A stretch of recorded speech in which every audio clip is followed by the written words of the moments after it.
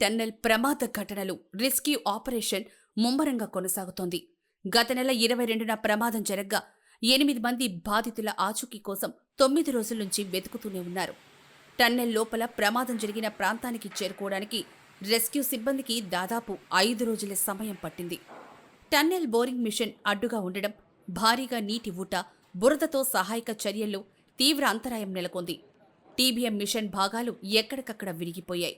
ఇక లోపల చిక్కుకున్న 8 మంది బతికే అవకాశం లేదని అధికారులు తెలిపారు. మట్టి దిబ్బల కింద ఉన్న వారిని కనిపెట్టేందుకు అధికారులు ప్రత్యేక జీపీఆర్ పరికరాన్ని ఉపయోగిస్తున్నారు.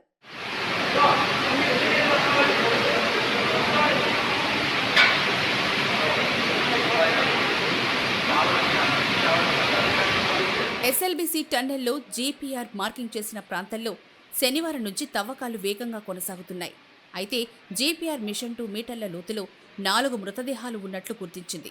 కానీ ఆ మృతదేహాలను తీయటం సహాయక బృందాలకు కష్టంగా మారింది. ఎప్పటికప్పుడు భారీగా నీట ఊట వస్తూ ఉండడం, మట్టి పేరుకుపోవడంతో వారిని బయటకు తీయడం కష్టంగా మారిందని రెస్క్యూ సిబ్బంది చెబుతున్నారు. 2 రోజులుగా శ్రమిస్తున్న 1/2 మీటర్ మేర మాత్రమే మట్టిని బయటకు తీయడంతో మొత్తం వారున్న చోటుకు చేరుకోవడానికి మరింత సమయం పట్టే అవకాశం ఉంది. ప్రస్తుతం రెస్క్యూ ఆపరేషన్ వేగంగా సాగుతోంది. లోపల చిక్కుకున్న వారిని బయటకు తీసేందుకు మరికొంత సమయం పట్టే ఛాన్స్ ఉన్నట్లు తెలిసింది. ప్రస్తుతానికి 2 మీటర్ల లోతున ఉన్న 4 మృతదేహాలను బయటకు తీసే అవకాశం ఉందని అధికారులు చెబుతున్నారు.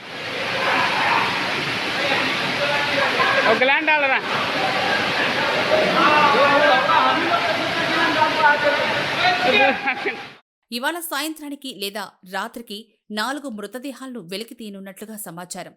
ఇక మరో 4 మృతదేహాలు 7 మీటర్ల లోతులో కూరుకుపోగా వాటిని బయటకు తీయడం అసాధ్యమనే విషయం తెలిసింది. భారీగా మట్టి, నీటి ఊట ఉండడంతో సహాయక చర్యలకు ఆటంకం ఏర్పడుతుందని రెస్క్యూ సిబ్బంది వెల్లడించారు. ఇక సొరంగంలో కట్టర్ ప్రాంతం నుంచి ఊట నీరు పెద్ద ఎత్తున వస్తూనే ఉంది. బురద మట్టి, రాళ్లను లోకో రైలు వ్యాగన్లలో నింపడానికి అక్కడి నుంచి ట్రాక్ వరకు 300 మీటర్ల దూరం వరకు బృందాలు నీటిలో నడుస్తూ వెళ్లాల్సొస్తోంది. కార్మికులు కూరుకుపోయిన ప్రాంతాల్లో ప్రత్యక్ష కార్యాచరణను సిద్ధం చేశారు. ఆయా చోట్ల ఆదివారం నుంచి నేరుగా తవ్వకాలు చేపట్టనున్నారు.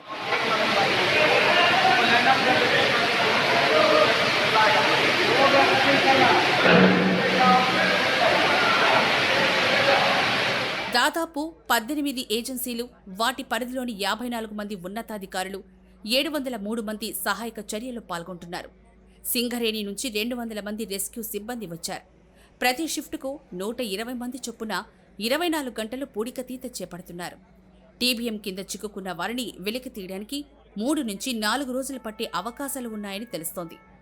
పైకప్పు కూలకుండా పరిస్థితులన్నీ సవ్యంగా ఉంటే కనీసం 5 రోజుల్లో ఈ ఆపరేషన్ పూర్తి కావచ్చు అన్న అంచనాకు ఇందులో పాలు పంచుకుంటున్న బృందాలొచ్చాయి.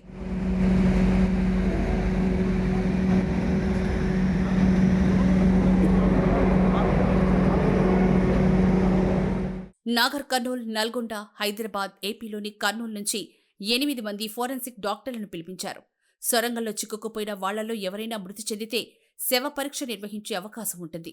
బాధిత కుటుంబ సభ్యులు తమ వాళ్ల మృతదేహాలను గుర్తించకుంటే ఫోరెన్సిక్ వైద్యుల పర్యవేక్షణలో DNA పరీక్షలకు నమూనాలు పంపిస్తారు.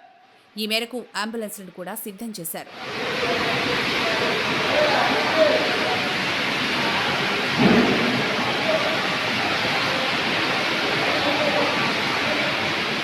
ఎస్ఎల్బీసీ టన్నెల్లో చిక్కుకున్న కార్మికుల కోసం జరుగుతున్న సహాయక చర్యల్లో పురోగతి కనిపించిందని, ఆదివారం సాయంత్రానికి ఏదైనా సమాచారం లభ్యమయ్యే అవకాశం ఉందని ఆబ్కారీ, పర్యాటక శాఖల మంత్రి జూపల్లి కృష్ణారావు ఇప్పటికే ప్రకటించారు.